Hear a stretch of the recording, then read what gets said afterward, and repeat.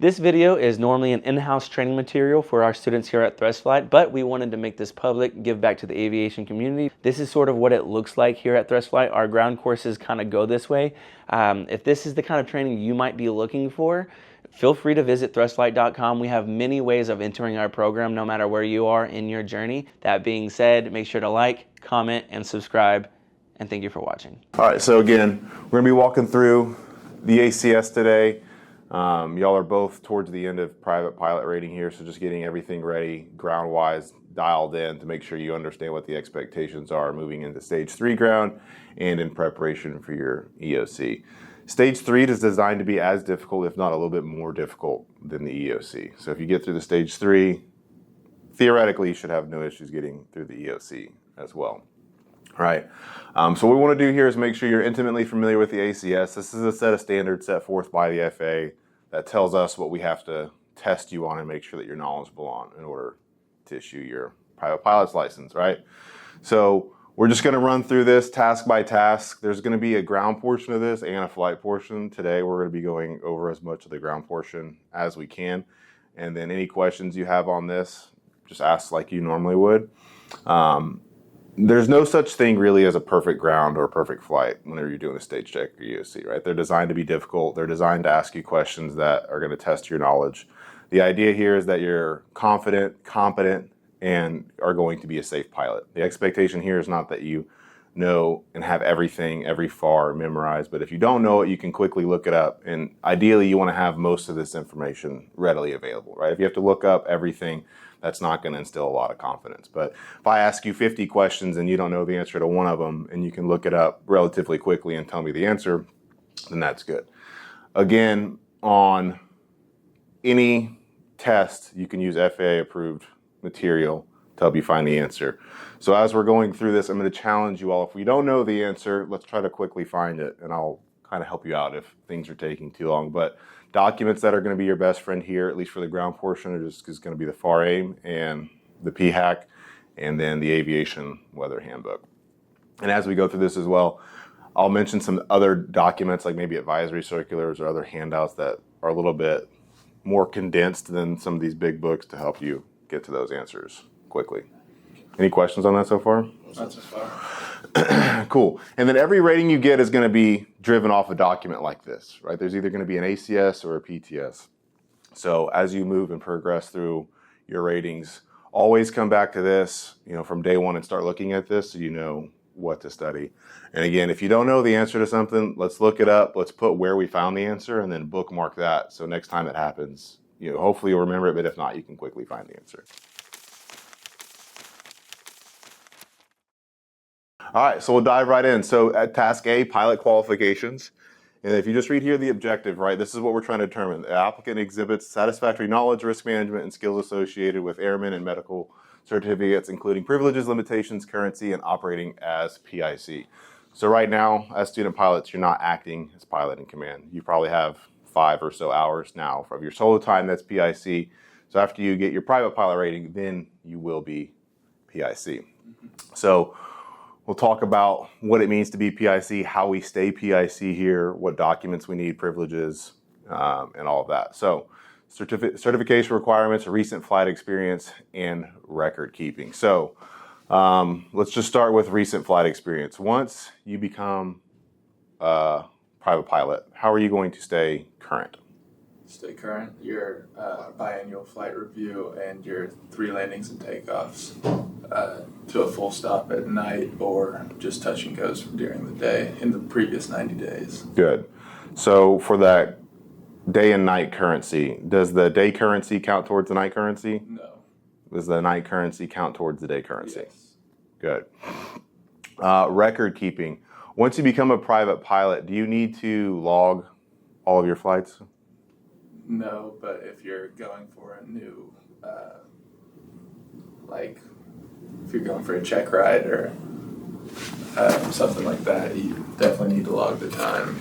And I guess everybody needs to log the time since we're trying to go ATP. We need to get all those hours. Yeah, so if you're going for a new rating, you would want to log that, obviously. Any landings or time you need to stay current, you would want to log flight reviews, etc.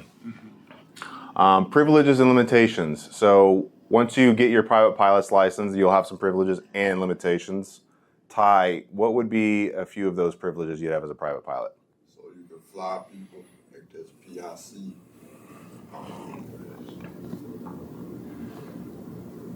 You can solo by yourself.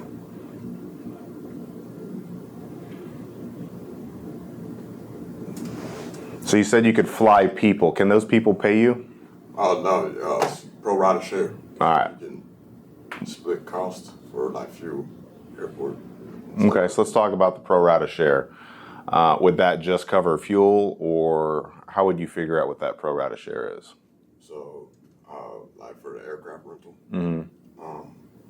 So I think it's how many people you have. I think it's split 3 or how many people are total. Okay. Split it those separate ways to make it even. Would there be any instances where you could get more than the pro rata share? Any instances where you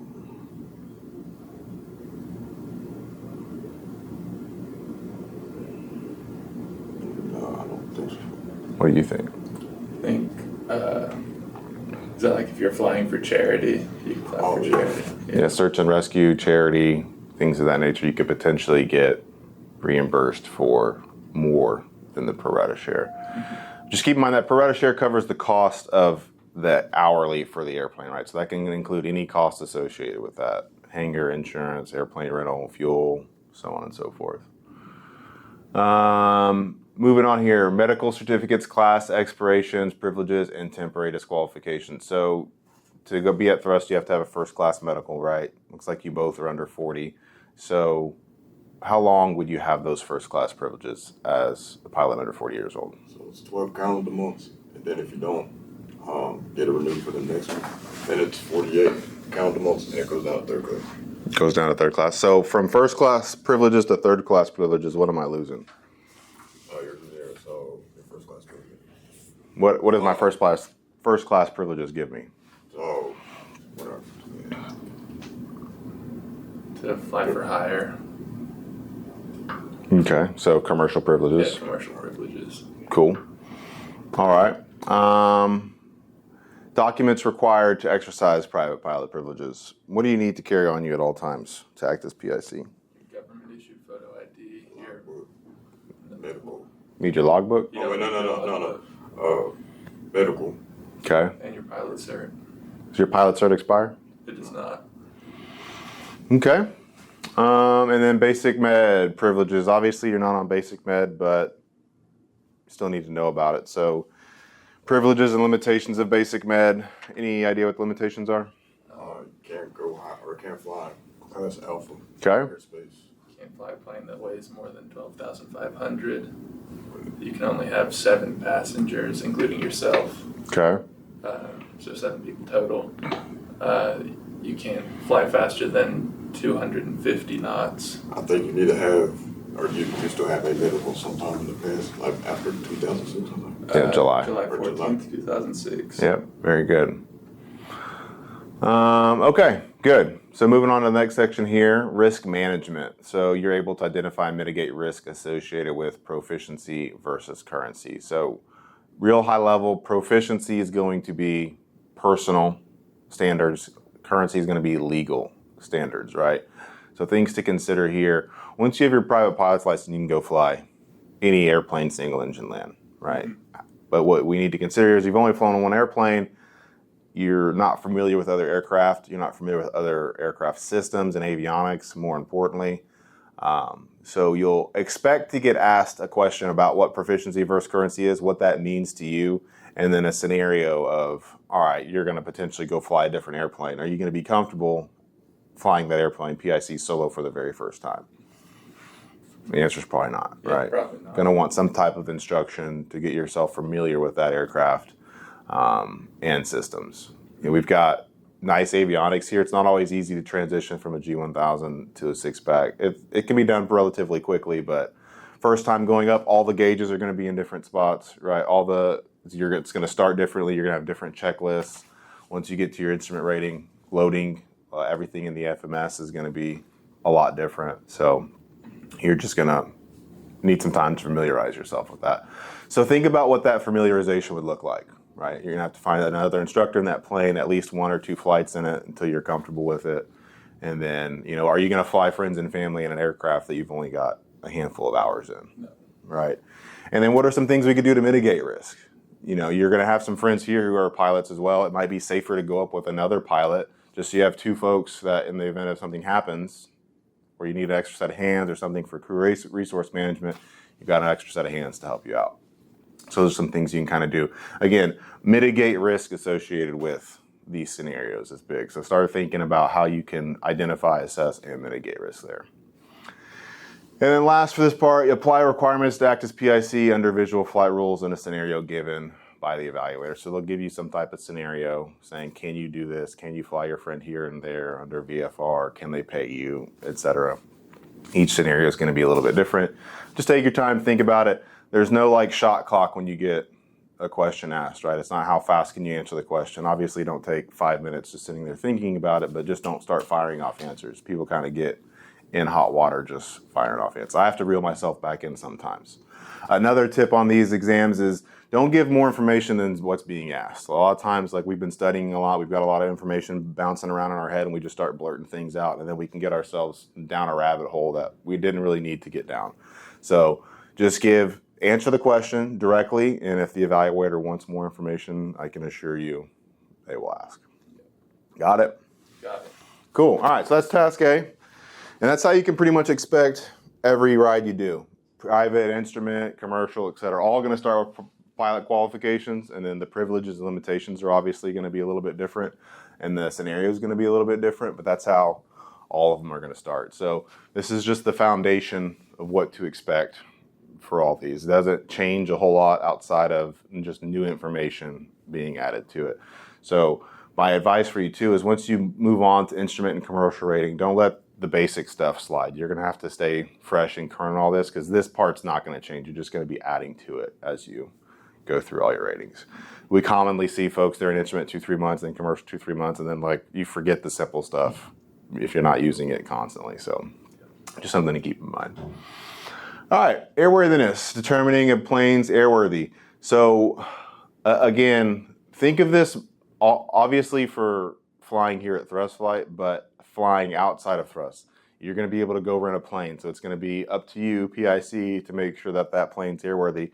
I can promise you that other places are not as organized as we are at keeping documents, keeping the registration, airworthiness directives, maintenance logs. All of that is not going to be nearly as organized. So it's going to be on you to make sure that all of the aircraft documents are in the airplane and we know where they're at and then we know exactly what we're looking for. Not that we can just spit off arrow, right? All right, so applicant demonstrates understanding of general airworthiness requirements and compliance with location and expiration dates of required aircraft certificates. So airworthiness and registration, do they expire? Registration does in 84. Yeah. Cool, and airworthiness? It does not as long as you maintain. Where do those need to be located? Well, the airworthiness certificate needs to be visible. The registration needs to be accessible. Okay. And then required inspections and airplane logbook documentation. So what would be the required inspections in order to keep an airplane airworthy? Your airworthiness directives, your annual, your VOR for IFR, your 100-hour, your altimeter, transponder, ELT, service bulletins. Cool. So let's double click on ADs for a second. What are the different types of ADs? Immediate, recurring, and fixed by. Good. Now, here we've got all of them in a nice document you can just pull up from logbooks, thrustfly.com. Let's say you're going to go rent an airplane somewhere else. How are you going to figure out if there's any ADs pending for that airplane? Ask the owner. You're going to ask the owner?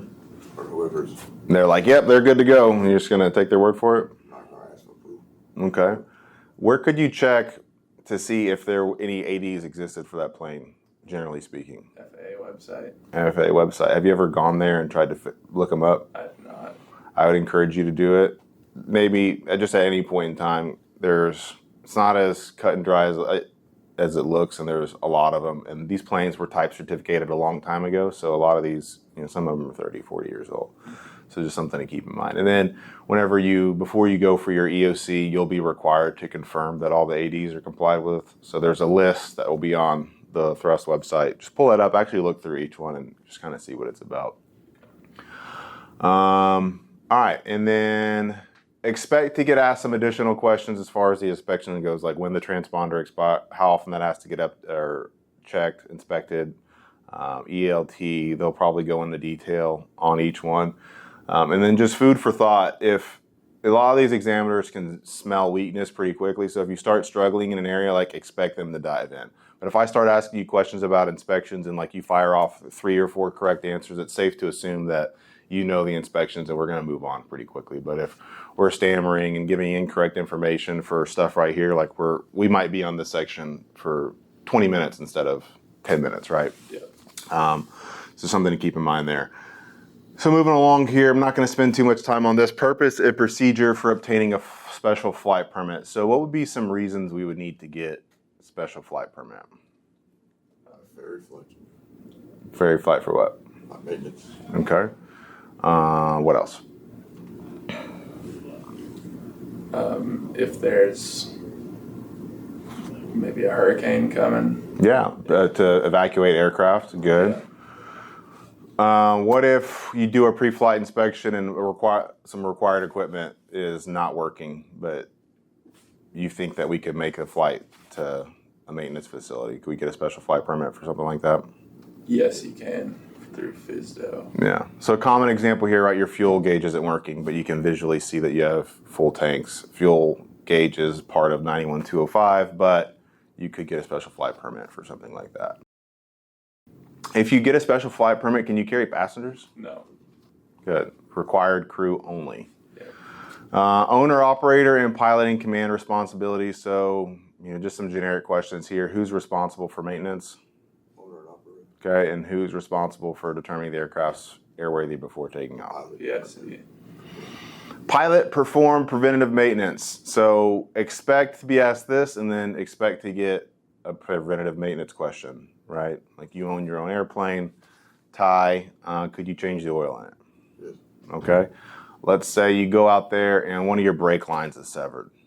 Can you repair the brake line? No. You can't. Or, yes, because I think you can because I own the plane. As a private pilot? As a private, no, it's in 40 apartments or something. I don't know. Mm-hmm. There's like 30 things you can do here, right? If you don't know it confidently, I would just double check because there's some caveats here. You can repair hoses, but you can't repair hoses that have to do with the hydraulic system. Brakes would be hydraulic, so that would be one of those kind of like gotcha questions. Yeah. So careful with those. I've been asked, there's your seatbelt's ripped. Can you repair your seatbelt, or can you fix a seat if it's got a cut in it? Various things like that. So they'll just kind of look at that list, familiarize yourself with it, and then most importantly, just know how to quickly have it bookmarked, Part 43, so on and so forth, so you can pull it right up. Equipment requirements for day and night VFR, including inoperative equipment. Let me scroll down here a little bit. So, what equipment do we need? What's our required equipment for the Archer? 91205 plus a headset. 91205 plus a headset. Good. Obviously, it's good to know what 91205 says, but not all of 91205 is going to be applicable to the Piper Archer, right? So, I would lead with 91205 plus a headset, and then if they want additional information, go from there. I wouldn't just start spitting off everything, right? Yeah. And then flying with inoperative equipment, you're going to get a scenario here, right? Your PFD doesn't turn on. Are you going to be able to go fly VFR in the Archer? As long as your MFD is working. Yep, as long as your MFD is working. There could be any number of questions. Your landing light's not working, your nav lights aren't working, so on and so forth. Are you going to be able to go fly? And then just have that flow ready, right? Yeah. 91205, TCDS, MEL, KOEL, ADs. If it's not required by that, then it's up to you to make determination. Using an approved minimum equipment list. Do we have an MEL or KOEL? We do not. We do not. Okay. And then required discrepancy records or placards. They might get asked what are a couple placards on the plane. You have your V speeds, the no smoking, baggage limitations, maneuvering speeds, so on and so forth. Alt static. Alt static, yep. Standard and special airworthiness certificates and their associated operational limitations. And then risk management, the applicant is able to identify, assess, mitigate risk associated with. That's the scenario that you're going to get, some type of NOP scenario, right? So just run through your flow, try to figure it out, and then make a determination if you can go. I think I got asked on mine if we could fly without flaps. I was like, another thing here on the required documents, you may get asked specifically, like with the airplane documents, right? What's the airplane documents that we need? We need Aero PDC. Aero PDC, okay. So a part of Aero PDC is weight and balance. Do you know where that weight and balance is located? POH. You know what section? I can pull it up.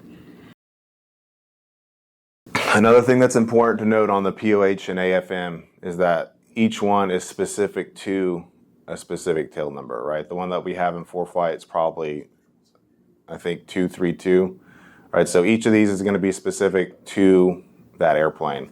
The Piper Archer was type certificated, I don't know, 30 or 40 years ago. So the POH is just the general document for the Piper Archer, and then the AFM is going to be specific to like our model and our equipment, right? Mm-hmm. So just things to know about that. Any questions so far on task A or B?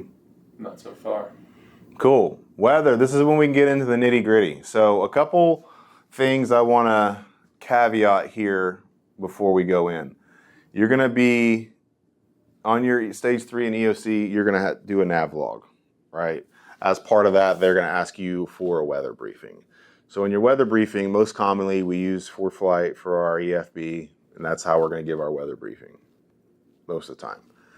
Just know that if you plan on using ForeFlight for your weather briefing, anything inside that weather briefing is up for fair game. Even if there's charts that you don't use all the time. Excuse me. If it's part of that, be prepared to ask. So do yourself a favor beforehand. Refresh it a few times, go through it, and if there's anything you don't know what it is, look it up. Because it can change every couple hours, right? So do it the day before, look at it. Once you have the flight exported into your flights, you can refresh it again, look at the prog chart, see if anything new came up, see if any fronts change, see if there's something that you're unfamiliar with. Look at all the different charts. We'll go through here, some in just a couple of seconds, but again, you just need this section or task subsection right here, A through G, is just what you're going to be expected to know, and then anything else inside whatever weather briefing you provide. Just starting from the top, airport observations, METARs and PIREP. So METARs, what are they? How long are they valid for? And how often are they issued? observed weather at the airport, and they last for about an hour. Okay. Up to 50 minutes past the hour. When would there be a special METAR issued? Especially if it's the weather changed, like within that hour. Well, isn't the weather always changing within the hour? Yeah. So what would make it a special weather event? Maybe it was like a drastic disabled change. aircraft. Yeah, drastic change, right? Something. Typically see them when there's really bad weather. Visibility's changing, thunderstorms rolling in, hail, tornadoes, things of that nature. And then PIREP. What is a PIREP? Pilot report. And certain altitudes. Have you ever issued one before? I have not. So if you go into your scratch pad of ForeFlight, click the plus sign, there's a PIREP pre-made thing right there. At the top, you'll see there's two different types of PIREP, routine and urgent, UA and UAA, right? So you need to know the two different types, and then specifically how to issue one, right? PIREPs are really good for GA or really any air traffic because they can let everybody know what's going on. So you can report these for things like cloud layers, turbulence, precipitation, icing, wind shear, so on and so forth. And we want to get in the habit of, one, giving these so that other people are aware of what the issue is, right? If we encounter a low-level wind shear on the way in and we don't tell anybody about it, like, we want to let people know what to expect coming in, because it's going to change, especially for us, how we're going to change our approach to land, right? So if you look at the top, there's 4 things you have to report with your PIREP. Location, time, aircraft type, and then what's the last one? Flight level. Altitude. And then the bottom section is going to be the different things you would report: icing, turbulence, low level wind shear, so on and so forth. And then you might get asked a couple questions about that, right? Like the different severities of icing, the different severities of rain. If you encountered low level wind shear, how are we going to change our approach to land? What's that going to do to our configuration? If there's icing, how that's going to change our approach to land. So it could be a couple different scenarios there, right? For icing, if you do encounter icing, you're just going to keep your configuration exactly how it is. You're not going to change anything, because as ice forms over the wings, it affects the laminar flow. So if you're still producing lift, fantastic, don't touch it, just get down to the ground. We're not adding or taking out flaps at that point. Yeah. And then wind shear, and I like to ask this question all the time, and a lot of people don't know because they haven't encountered wind shear, but if somebody does report wind shear, we need to change our approach to land, right? We want to come in faster. We probably want to come in with 1 or 2 less flaps. We want to change that configuration, come in at a higher airspeed. So if we do encounter that wind shear, we're not just falling out of the sky. If we're doing 61 knots over the ground and we hit 15 knots of wind shear, what's going to happen? We're going to drop. Yeah, we're just going to drop. And if that happens at, 40 feet off the ground, it could be a pretty dangerous situation. Yeah. And then weather events required for that, right? Is there going to be wind shear when it's just 5 knots sustained wind? Probably not. So like what to expect, right? If it's 15 gusting 30, there's a better chance of there being wind shear versus 5, right? So METARs and PIREP, service analysis chart. So this is whenever they're going to open up your weather briefing and pull up the service analysis chart. So what that's going to look like. Probably get asked about this at every stage check, every check ride, every EOC. So become very familiar with these charts.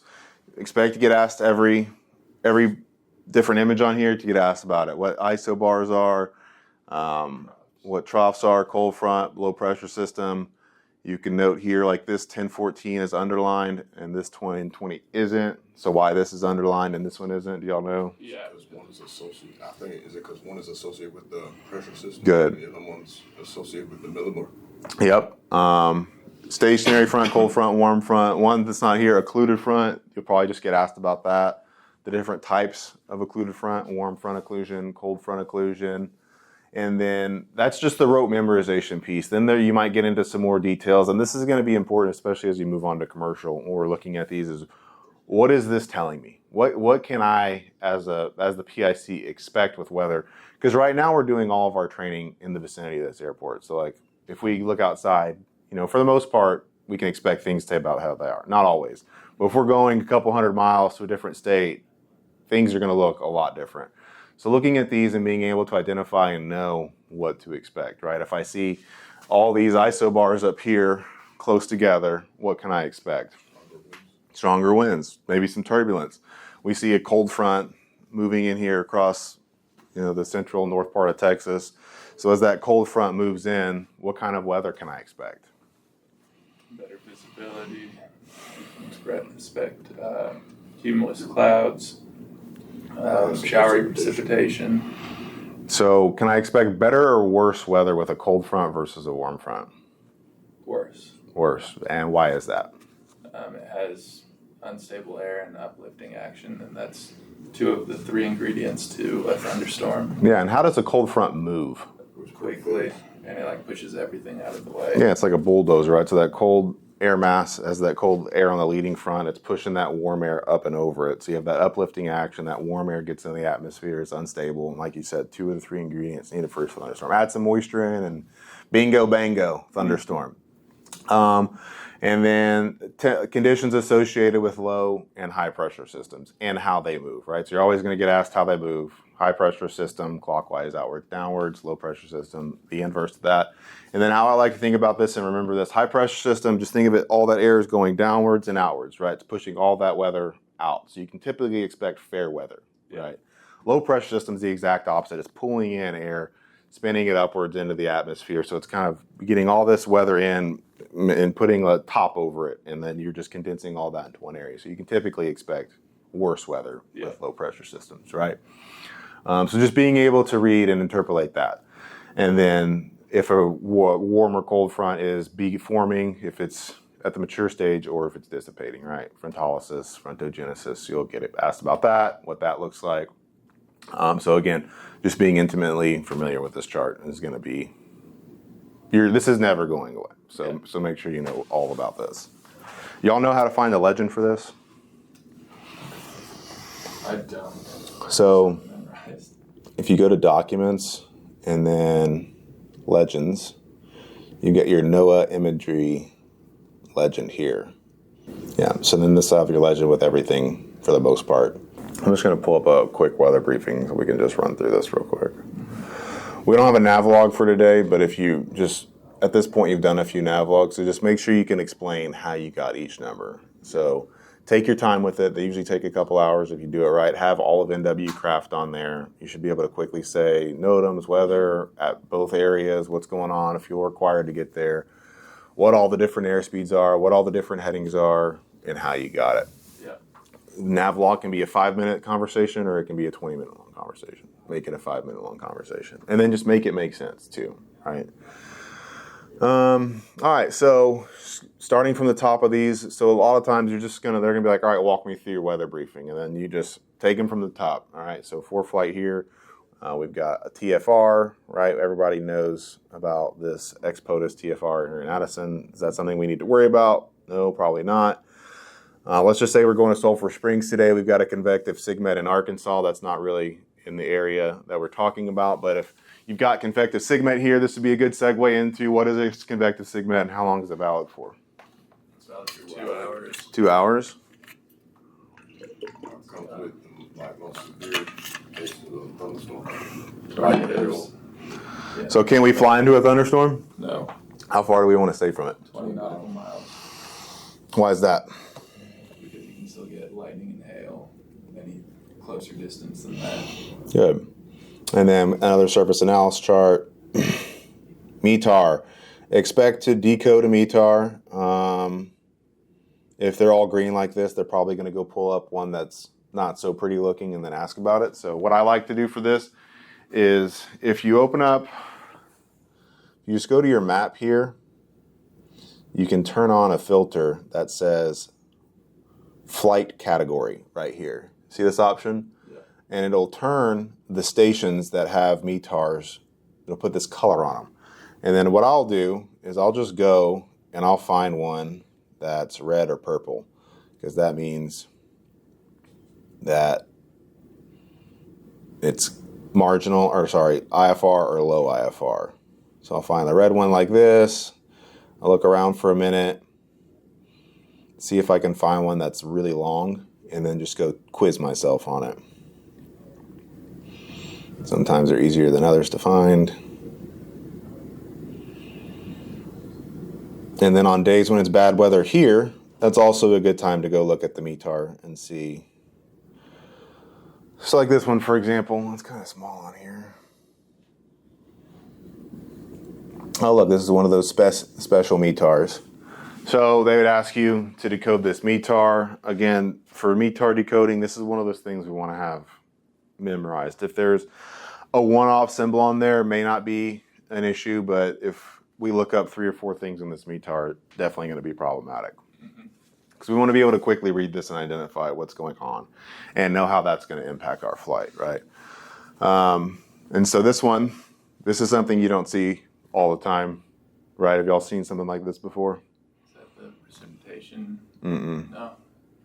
No, so it says for runway 32, the ceilings or the visibility is variable. Okay. And then the plus, heavy rain, mist, overcast, remark. AO2, most people can tell me what AO2 is, but not what it means, right? So what is AO2? Precipitation discriminator. Okay, and what is a precipitation discriminator?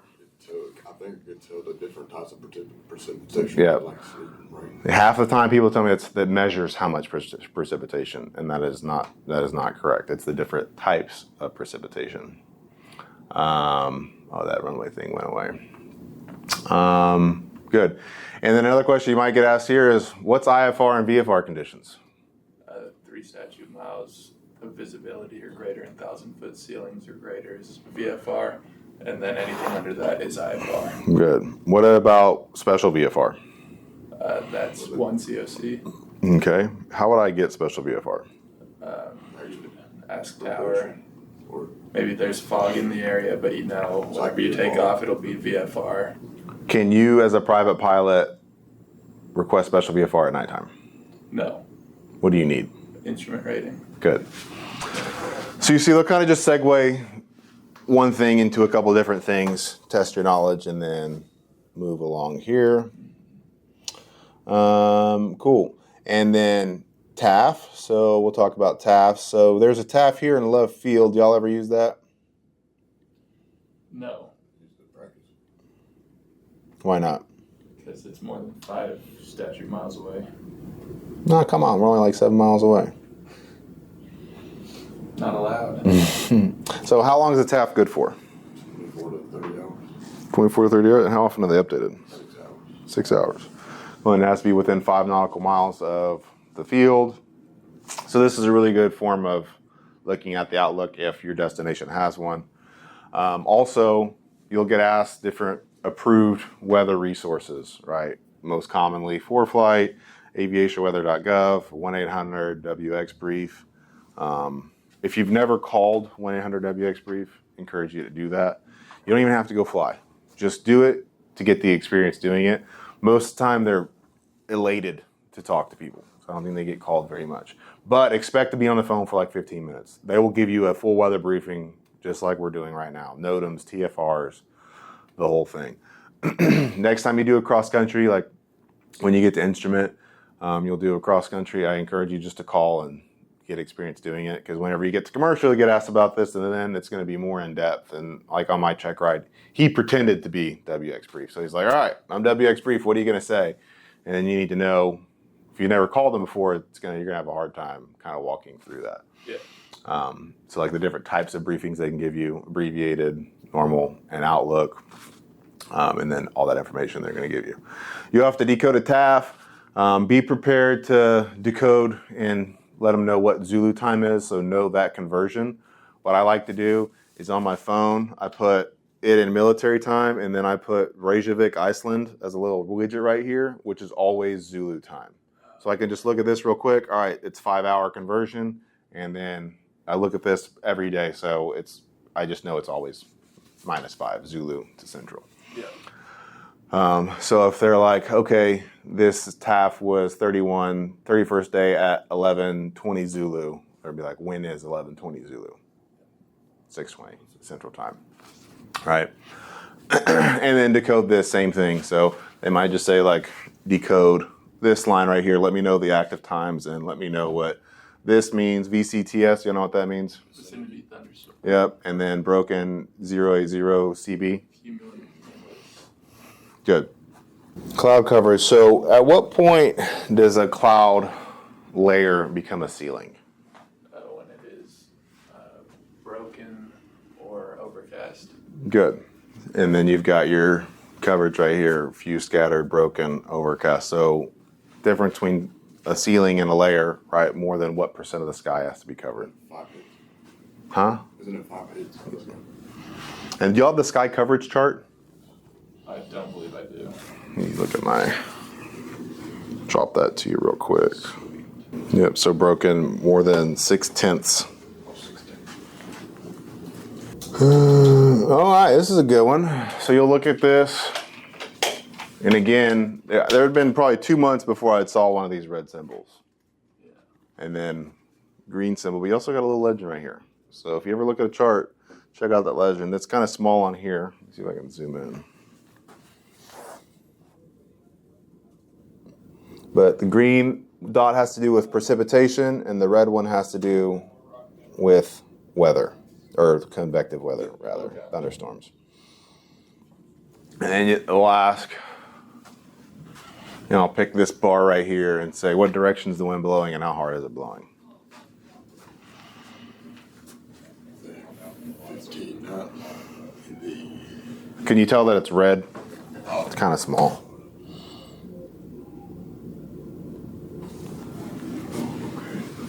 do this one right here. That would be 15 knots. Well, 10 gusting 15. Oh, okay. That's what red means. The black is sustained and the red is the gust factor. Okay. And then what direction? Going towards the east. I think southwest. Oh, yeah, so. Just go in the direction that it's pointing.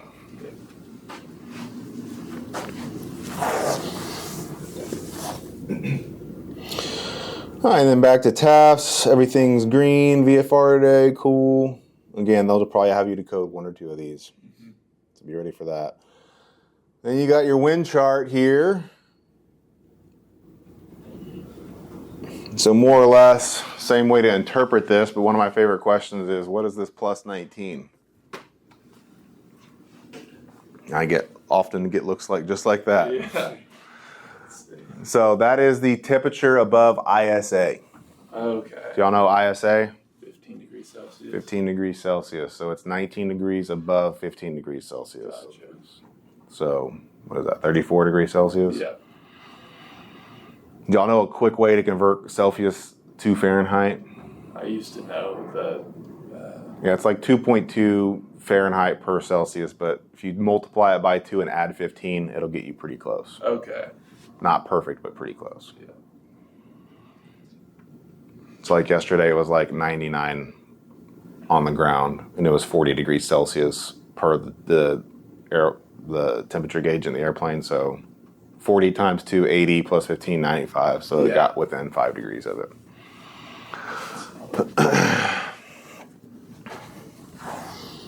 So again, as you're looking through these charts on your own time, just like anything that you haven't seen before, just always ask why. Why is that there? What does it mean? And if you don't know it, you can't find the answer, ask your instructor, ask me, ask whoever.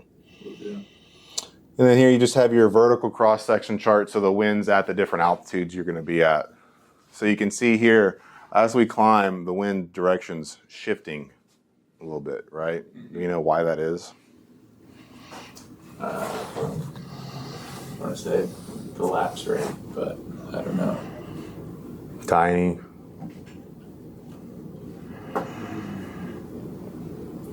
Air might be more unstable. Higher. Why would the air be more unstable higher? Think about this whenever you depart Addison and we're leaving Addison, we're climbing out, does the air get usually more or less bumpy? It's less bumpy. Usually gets less bumpy, right? Closer to the ground, we have a lot of mechanical turbulence, but also have surface friction, just Coriolis force.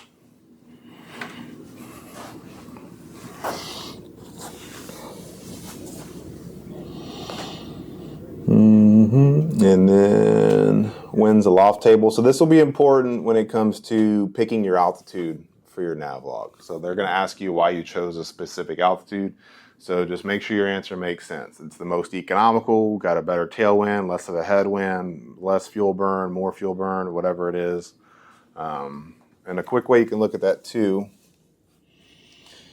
is whenever you're planning your route. Oh, this is a little bit different.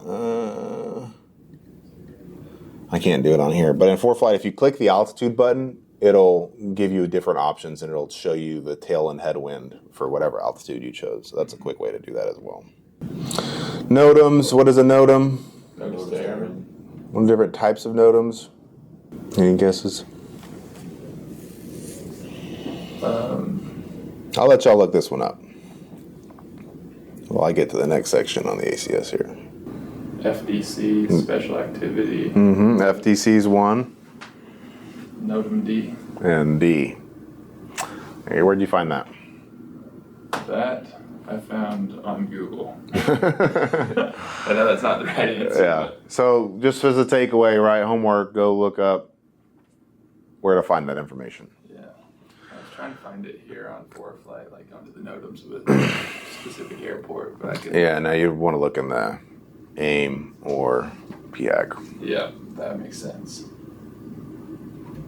Or Aviation Weather Handbook, rather. All right. One thing I want to highlight, too, I forgot to mention earlier, is if you look at the top here, it has your objective, but there's also a note that says, if K2 is selected, the evaluator must assess the applicant's knowledge of at least 3 sub-elements. So they have to ask you at least 3 of these things. Okay. They may ask all, but they could only ask 3. If you're firing away and everything's going good, they may just ask 3. But if the whole ground's been really weak, expect for them to dive in on this. We call it death by 1,000 cuts, right? Yeah. It's like your knowledge was halfway there, but the other half was just really spotty the entire time. And then it's like, well, are you really going to be a safe and competent pilot, or could your ground knowledge use a little work? Absolutely. And so again, whenever you're reviewing this, I'm just coming in, and if there's any question I can't answer, right? If I can't tell you atmosphere composition and stability, I'm going to go look up what makes the atmosphere stable or unstable, and what kind of conditions are associated with that. If I don't know what wind shear is, I'm going to go look up wind shear. And then K3, again, they could ask you 3 of these sub-elements, or they could ask you all of them. So I would typically expect to get asked, though, the ones that have to do, most importantly, with safety, right? So thunderstorm is a microburst. Ingredients for a thunderstorm, how to tell when the mature stage starts, what a microburst is it dangerous? Icing, can we fly in a known icing? The different types of icing, right? Clear, rime, mixed, and then the different types of icing for the airplane, structural, instrument, and induction. The difference between rime and clear ice, how they form, all of these things you're going to get asked, most likely. The different types of fog. This is also important. And when to expect fog. So like if I'm reading a METAR and I see that the temperature dew point is right on top of each other.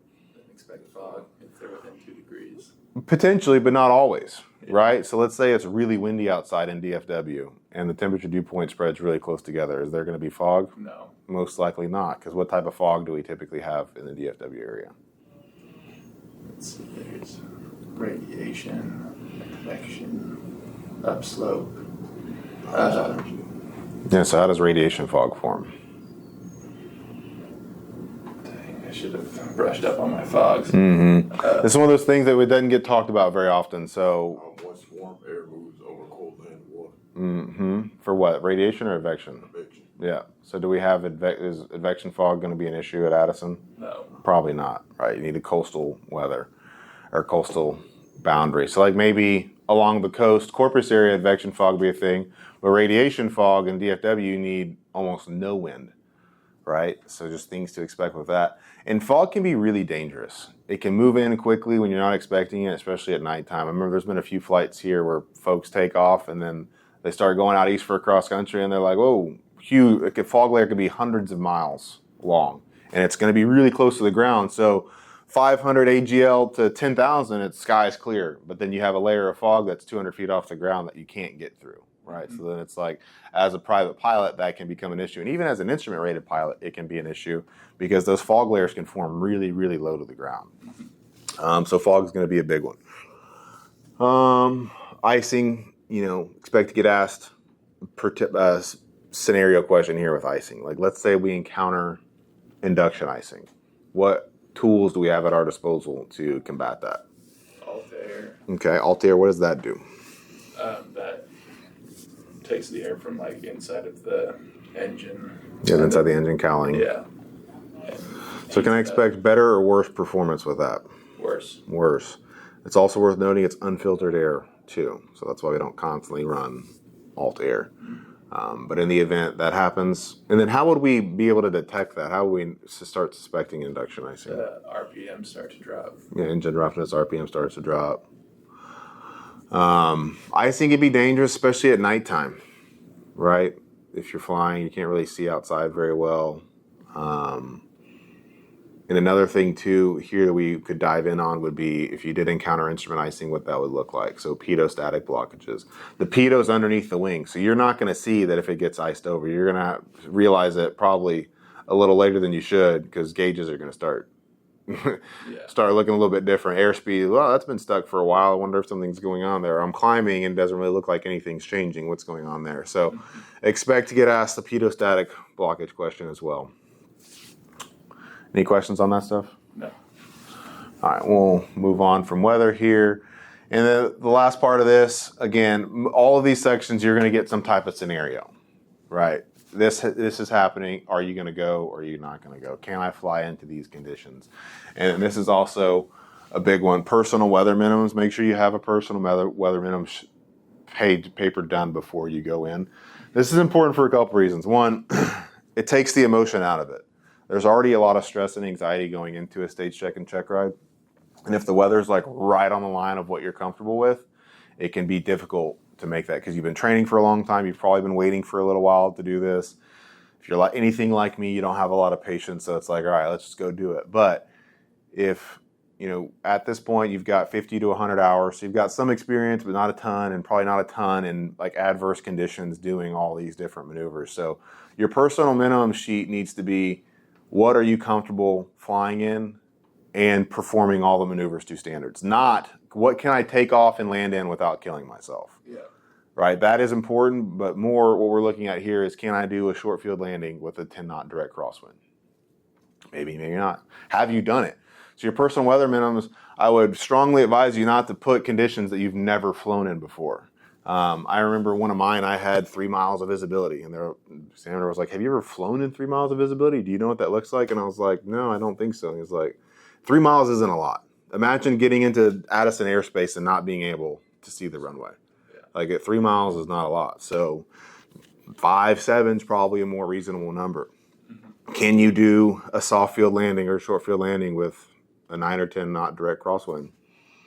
If you've done it before a few times, maybe. If not, and you're not used to applying that type of rudder correction, crosswind correction, it could be pretty difficult. So this is going to take the emotion out of it. Sit down, think about it. What am I going to be comfortable with? Because the day of your EOC, you get to the ground, they're like, all right, are we going to go fly? And you're like, ooh, the weather picked up outside of my personal minimums. You're like, all right, let's see your sheet. And if it's within them, be like, what are you talking about? It says right here, 15 knot direct crosswind, you're good to go. And then it's going to be like, what's the story here, right? So put something there, and this will give you a target. Every rating, these should get a little bit better, right? Ideally, we're going to fly in more and more conditions as we accumulate hours. Instrument's fun because unless there's a thunderstorm or icing, you pretty much can go fly. So winds aren't as much of a factor anymore. So you can go fly on these windy days. You're not landing as much, but you can still practice crosswind correction. And at that point, you can say, hey, I've been in these windier conditions. So it'll give you a goal, right? And then lastly here, use and limitations of installed onboard weather equipment, aviation weather reports and forecasts, and in-flight weather resources. So what this is going to be asking for here is, we did a weather brief, right? Weather changes quickly sometimes. Or maybe we didn't do as good a weather briefing as we thought, and we're flying out. All right, we've got bad weather. I can see bad weather visually. What do I have on board the airplane to make a decision if I need to continue or if I can turn around, right? We've got things like NextRad, which is going to show precipitation ahead of us, but it's not real time, right? It updates every, I think, 5 to 15 minutes. It could be a little delayed and it's not 100% accurate. You can look at METARs, right, with our MFD. You can go look at other METARs in that area. You could call flight service station. If you already have VFR flight following, you could talk to center, see if they've got any information. You got a few different resources at your disposal. Good. Cross-country flight planning. We don't have a nav log, so can't spend a ton of time here, but we will talk about it briefly real quick. Again, just make sure when you do this, you actually did all the calculations. They're going to ask you, we could ask you 10 questions, or they can ask you 50, or they can ask you 3. I'm like, what's true airspeed? And you can't tell me true airspeed. We're going to be on Navlog for a while. I'm like, what's ground speed? What's true course? What's true heading? All that. So make sure you know what it is. And then if for whatever reason you blank, just think about how you got the answer, right? We start with indicated or calibrated, indicated, and then so on and so forth. And then your time, fuel, distance to climb calculations. I always there's a couple different charts we can use here, right? You have the time, fuel, distance to climb to see how long it's going to take you. But that chart, if you notice, is like all the numbers are really packed in there. So sometimes it's hard to tell 2 minutes, 3 minutes, 4 minutes.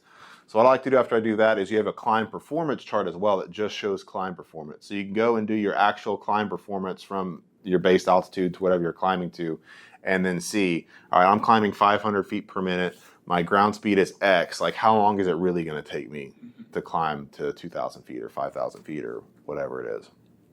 Elements of a VFR flight plan, procedures for filing, activating, and closing a VFR flight plan, in-flight intercept procedures.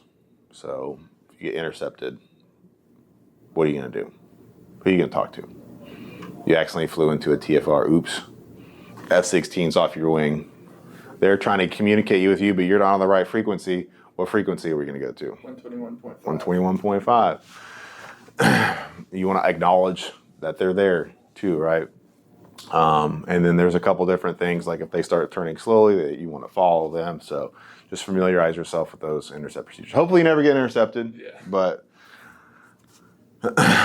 pilot is able to identify, assess, mitigate risk associated with. So this looks a whole lot like PAVE, right? So this is going to be a good segue into PAVE. I'm safe, what all that looks like, illness, medication, safety, alcohol. Be prepared to talk through that, right? Can I drink? What if it's been 24 hours since I had a drink, but I'm still really hungover? Can I go fly? All right, it's going to be under the effects of alcohol. Nobody carries a breathalyzer on them, so it's like, how do you know 0.04, right? It's like, well, it's going to be on you to make a determination if you're under the effects of alcohol. Best word of advice, just don't drink before you fly. Pretty simple. External pressures, like get there IDS. You got a friend that really wants to go up. The weather's right there on the line of what you're comfortable with. You want to have a long career flying. A lot of aviation risks can be mitigated just by not taking foolish chances, right? If in doubt, just don't go. Fuel planning, so expect to get asked what the legal fuel allotment is, day, night, thrust policy, all that.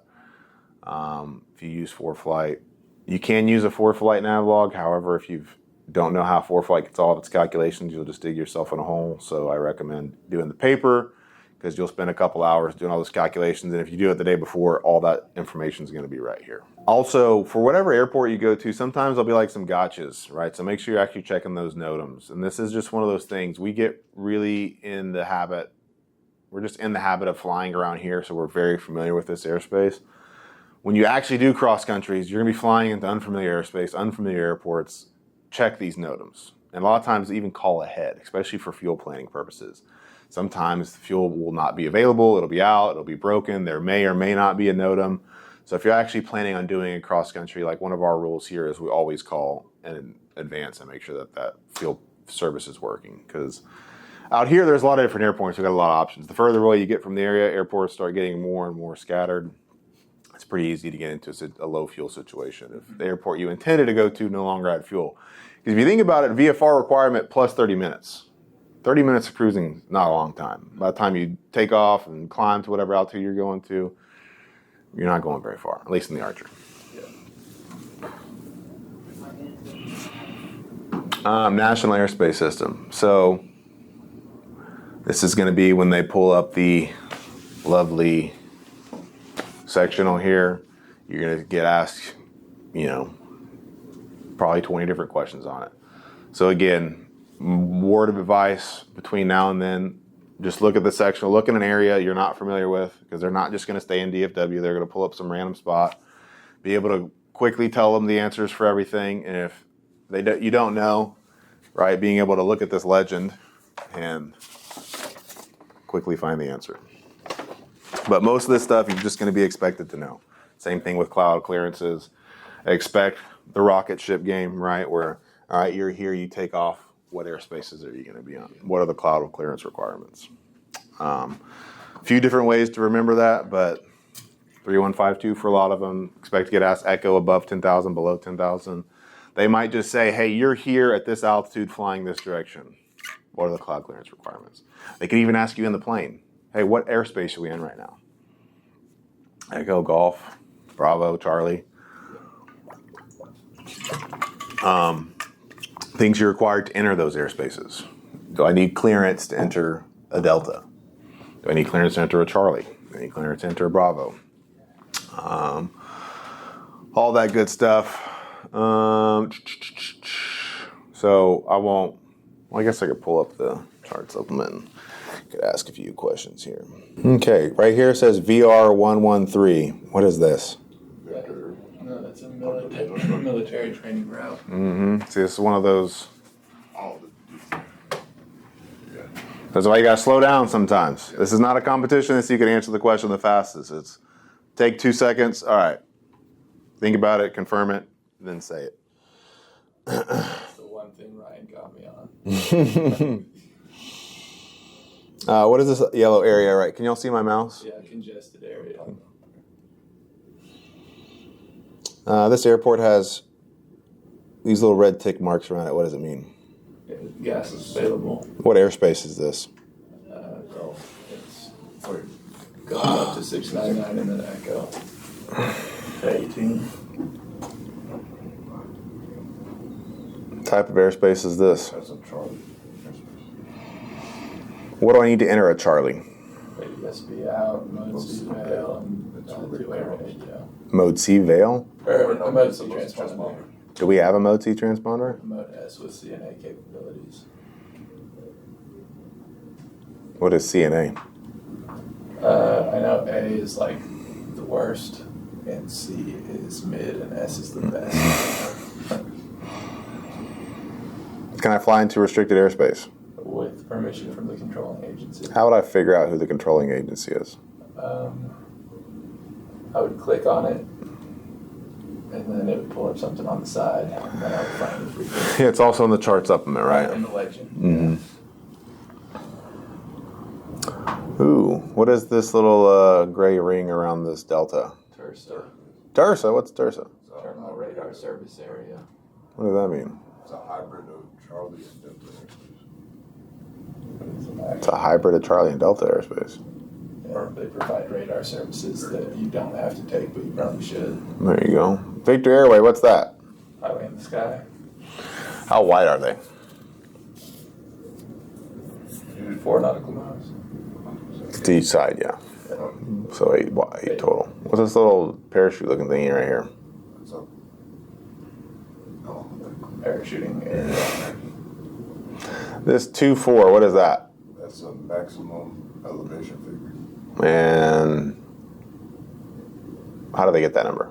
So it's whatever the highest or figure is plus, or they round it and then plus 100 Round it up or down? up and then plus 100. That's for that quadrant. Or yeah, within the black quadrant. Can we fly in MOAs? Yeah, Yes. What if they're hot? I'm going to say yeah. Should we? No.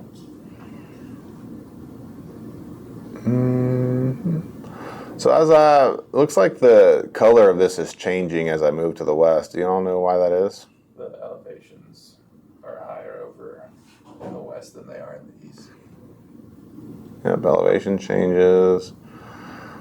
So I'm looking at a couple different airports here, and this one doesn't have a circle around it, but this one does. Why does this runway not have a circle around it? Because it's The runway's longer than 8,069 feet Okay, what does this RP 1723 mean? right pattern.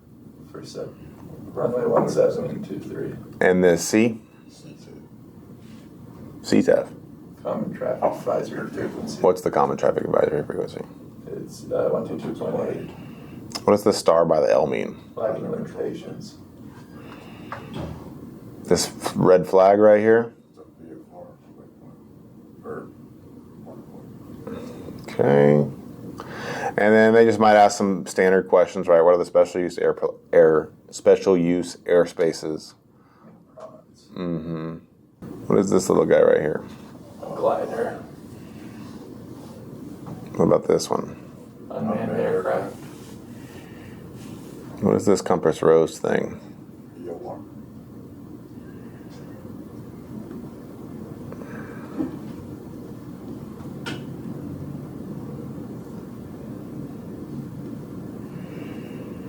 All right, still get the gist.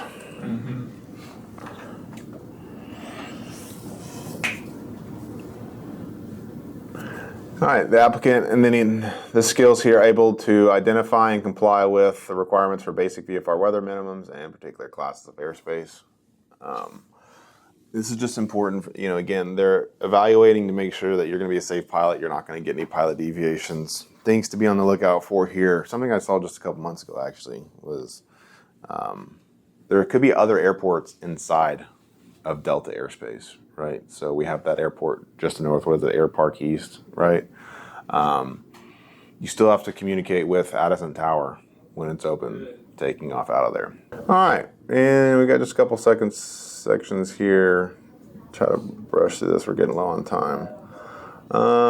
National airspace, since we that. Performance limitations, so factors affecting performance, including atmospheric condition. So, what weather do we like to fly in? I guess that's a little too broad. Colder and lower elevations. What can we expect performance-wise in warmer temperatures? A higher density altitude, worse performance. Okay. Why does density altitude have an effect on our performance? Warmer conditions, the air molecules are less dense, further spread apart. So we won't Harder be able to to fly produce through. lift like how we. Okay.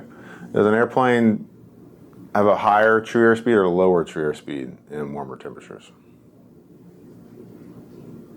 Would be lower. Would it be lower? Wouldn't it be easier to go through the air if there was less air molecules?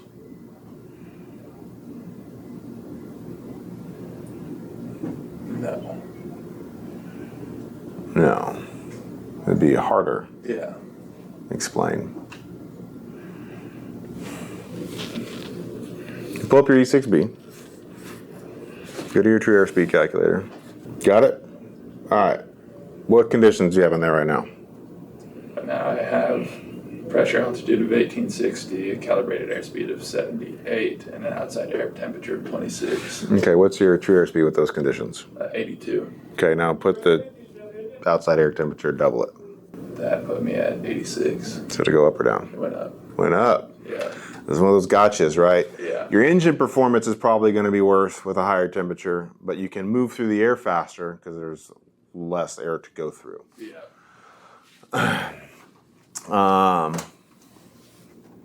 Yeah, so just keep that in mind. Think of it like running in water, right? It's harder, you can't run very fast running and treading water, but when you get out of the water, you can move faster.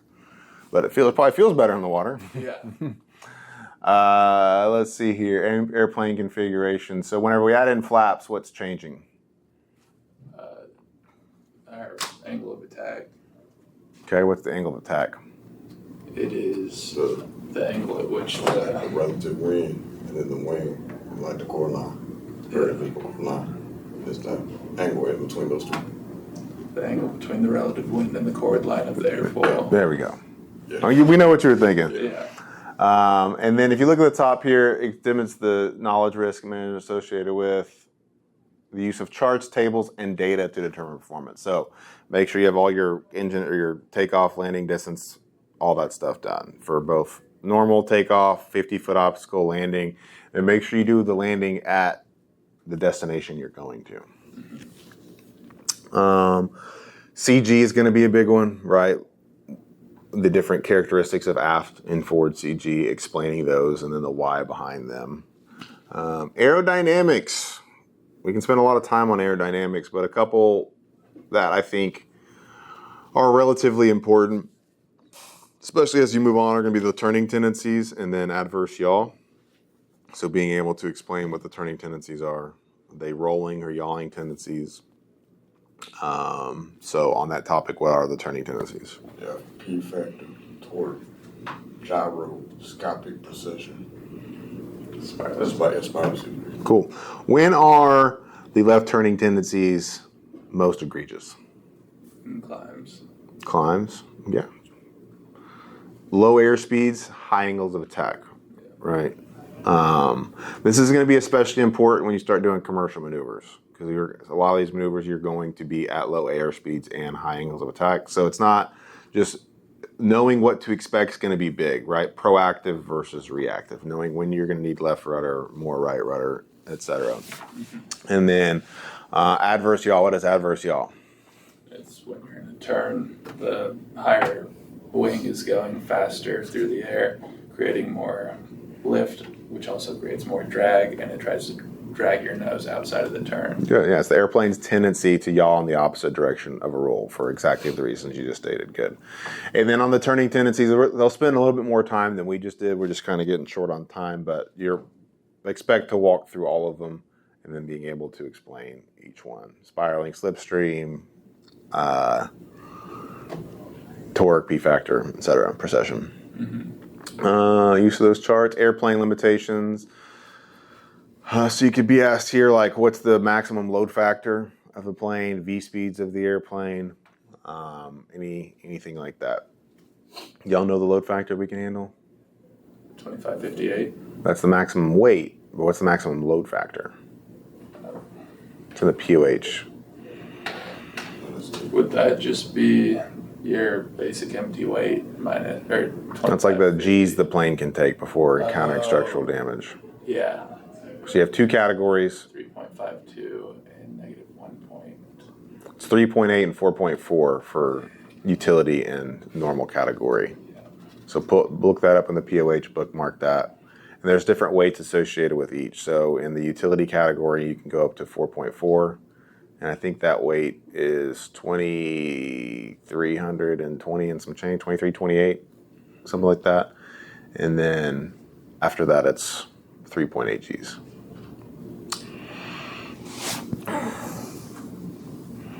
Obviously, you have to do a weight and balance, so have that ready as well.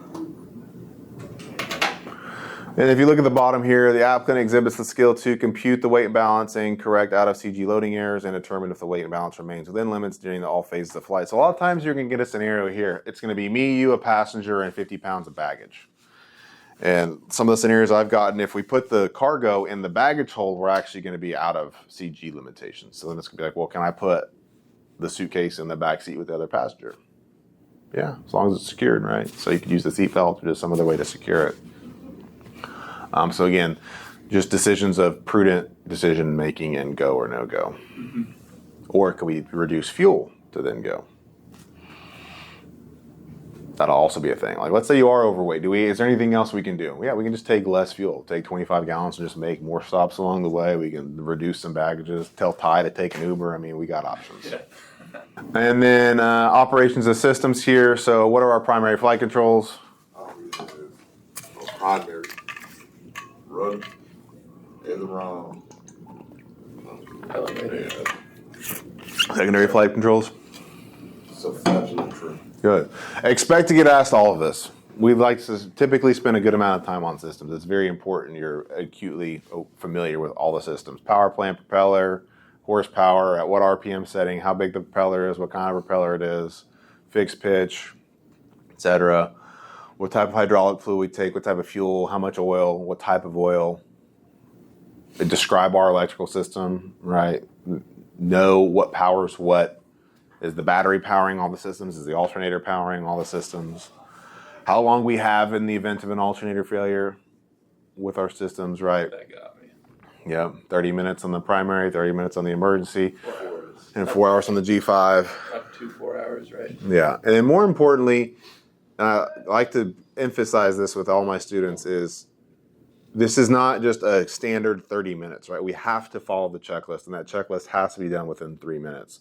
So all the checklists we have is a condensed version of the emergency procedures section of the POH. So if you have not already, go and read that entire emergency procedures section because it's going to give a lot more in-depth information than just boom, boom, boom, boom, boom, boom for items on the checklist. It's going to tell you how long you have to do it. If you do it, like if you lose power, how long you can use certain equipment like fuel pumps, comms, pitot heat, all this stuff becomes a factor, right? So it's not just knowing the checklist and how fast can I do it, but what else is implied with that? Like when I lose my primary battery and my emergency battery, what systems I have in my emergency bus? Nav1, COM1, PFD, engine instruments, so on and so forth. You also lose your transponder whenever you go to your emergency battery. So being able to talk through and walk through all of that. What type of avionics we have, how it works, how the pitot-static system works, how the air data computer AHAR system works, what that is. You have to, like, what instruments are powered by the ADC, what instruments are powered by the AHARs. And just food for thought here, don't dig yourself in a hole. If I ask what instruments power the ADC, I just want to hear airspeed, VSI, altitude. Stop. And OAT, right? Yeah, and then if they ask any other questions, how does this work? Then you can tell them how this works. What instrument? And if you don't, I see this all the time too. People start using words they don't know what they mean. So for example, AHAR system. How does AHARS get its information? People start telling me about inclinometers and accelerometers. I'm like, okay, great. What's an accelerometer? And they're like, So you're going to use it, and if you know what it is, great. But if you don't, if you look in the POH, there's no mention of accelerometer in there. You have to go into the supplemental manual to figure all that out. But there is a section in the POH that says exactly how the AHRS gets its information. So I recommend having that section highlighted if you don't already. Anti and de-icing. Do we have any de-icing equipment? No. Yeah, this is one of those like gotcha questions, right? Can some of it be considered de-icing? Maybe, but for legality reasons, it's all considered anti-icing, right? And then what we have, pitot heat, heater, defroster, alt air, all static, etc. Yeah. Water rudders, don't have to worry about that. We're not in a seaplane. And then oxygen system, we don't have that, but oxygen requirements, I'm sure you would get asked about. Detection of system malfunctions and errors. So again, this could be any type of scenario. It's probably going to be an instrument thing, like could be a pitot static blockage or something like that. Management of a system failure, probably get some type of scenario here. Hard to say what. Could be an alternate failure, could be this happens here. Also expect in your flight to have some type of diversion, or somebody's sick, or they're hyperventilating, or they're getting motion sickness, or they're having a panic attack. You know, what are you gonna, it's gonna be, you're the PIC now. We're no longer in the plane, it's just you. What are you gonna do? And you gotta make a decision. You got to quickly do it. And there's not always one right answer, but it's like, what's the most? And people sometimes get themselves in hot water with, I'm going to land when practical. The follow-up question is going to be, all right, what's practical? Is practical that field? Is practical that airport there? Is practical this restricted airport that I can't land at? Like, what's practical? Somebody's having a serious health issue. Am I going to land them at the first airport I see, or am I going to try to, if Mesquite's right there, go to Mesquite versus Rockwall because Mesquite's likely to have a hospital closer to it, something to that effect, right? Mm-hmm. Or maybe even further out. So just kind of be in that mindset and think whenever you're doing your navlog too, be familiar with the entire route there, just not where you're leaving and where you're going, like everything along the way. Because you could get a scenario at any point along the way, on the ground at least. You're only going to fly the first couple points in the flight. And then last section here, we'll wrap it up with human factors. Hypoxia, the different types of hypoxia. Hypoxic, hypemic, histotoxic, stagnant. Yep, and then you get expected to ask what each one is, when to expect it. Hypoxic, just a lack of oxygen. Hypemic, any examples of what would cause hypemic hypoxia, or most commonly? That would be carbon monoxide. Yeah, the carbon monoxide molecule binds to the red blood cells and takes the place of the oxygen. So oxygen can no longer bind with your blood cells. And then it takes your body time to rid itself of that as well. So it's not like the carbon monoxide stops and all of a sudden you're cured, right? So if there is suspected carbon monoxide poisoning, like you need to descend, you need to get on the ground because it could have lingering effects. Yeah. Middle ear and sinus problems. Just don't fly with any type of ear issue, right? If there's pressure stuck in your head as we climb, the outside air pressure decreases, and so now what's in your head is going to want to expand, and it can get very, very uncomfortable. So you or passengers should not be flying with any type of middle ear sinus problems. Spatial disorientation, what is it? If we do get spatially disoriented, how do we resolve that, right? So you have limited instrument training, but it can be very easy to get spatially disoriented, especially in marginal conditions or conditions like flying at nighttime with limited visibility. Can be easy. So if you ever get spatially disoriented, you might get asked ice flags here, what some of those are, and then just how do we get out of it, right? Trust your instruments. Motion sickness, carbon monoxide poisoning, stress, fatigue. Some of this stuff's pretty straightforward, right? Stay hydrated, eat, sleep. Hypothermia, I don't even know what to say about that. Optical illusions, you get asked here. Optical illusions at nighttime. Optical illusions as far as like runway, width, narrowness, length, upsloping, downsloping runways. You probably get asked a question about scuba diving, so make sure you have that information down. Controlled descent versus uncontrolled, above and below 8,000. And then regulations regarding use of alcohol and drugs. Don't do drugs, don't do alcohol. Pretty straightforward. And then you might get a question, though, as far as drugs are concerned, is like, well, let's say you're sick and your doctor prescribes some medicine. How are we going to know if we can fly with that or not? You got that FAA approved document that has like general stuff. But if it's not on there, you'd want to ask your AME. Your actual primary care physician may not be able to make that determination for you. So if you're unsure, always call the AME. Cool. Any questions? I don't think so. The only question I have, it has to do with the flight plan, because he got me on the flight plan on mine, and I just said you would file it on for flight, and then he was like, how would you activate it? I said, if it's towered, the tower will activate it for you. If it's untowered, you can call FSS.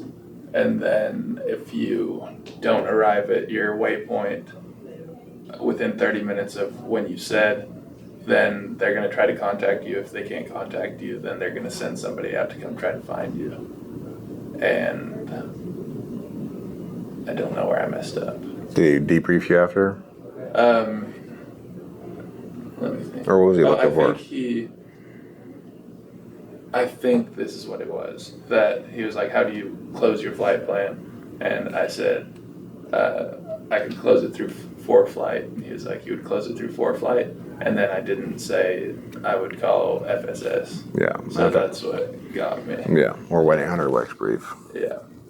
But other than that, like, that's the right process. Yeah, towered airport should be able to close it, but if it's untowered, you'd have to call to close it. Okay.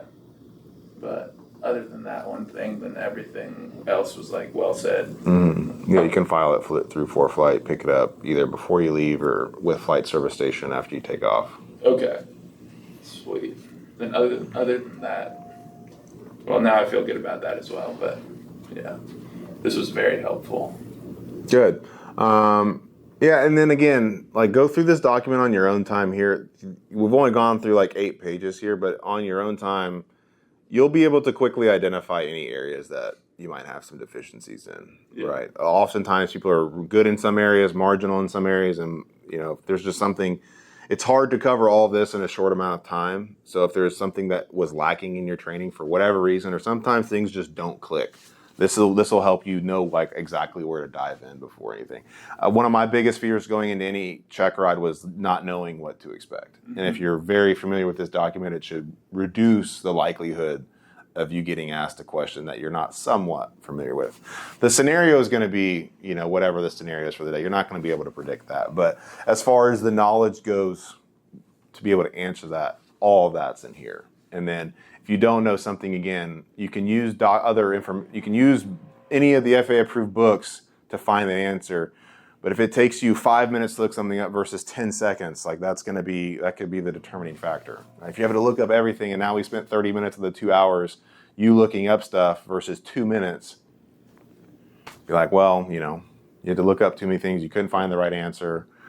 And then my last word of advice on this is going to be, when you answer questions, answer them with confidence, but don't ignorantly answer something in confidence, right? These folks have been doing this for a long time. They know their stuff. So if you confidently give them the wrong answer, they're just going to keep trucking along and be like, that's not a safe decision, right? You're confidently giving me the wrong. And if it was just a mistake, it's a mistake. But if it's a 50-50 chance and you answered 10 questions that you knew were a 50-50 and 5 of them end up being wrong, like that's going to be an issue. So if you don't know something, you don't know it. And if you do, but a lot of people get stuck in their head on something, especially like they get 1 or 2 things and they're like, kind of on the edge, and then things start falling apart and can start falling apart quickly. Just recompose yourself. You have been training for this for a while. Hopefully you've been studying a lot on the ground. So just make sure that if you do know something, answer it confidently. If I ask you a question and you know how when somebody answers a question and it sounds like a question, you're like, 3 statute miles, visibility, 1 clear cloud. I'll be like, are you asking me or telling me the answer? Yeah. Right? That's what we're, have some confidence. Cool. All right. That's all I got for you, folks. Again, every rating, same thing. So once you finish private, pull up the instrument one. That'll let you know what to expect. And then as you progress, just start making notes on this. It should be filled up with information. And then put the regulations in there as well so you can have source material to back that up. And then always ask questions, right? At the end of the day, it's not just that we know this information, but why is this stuff important?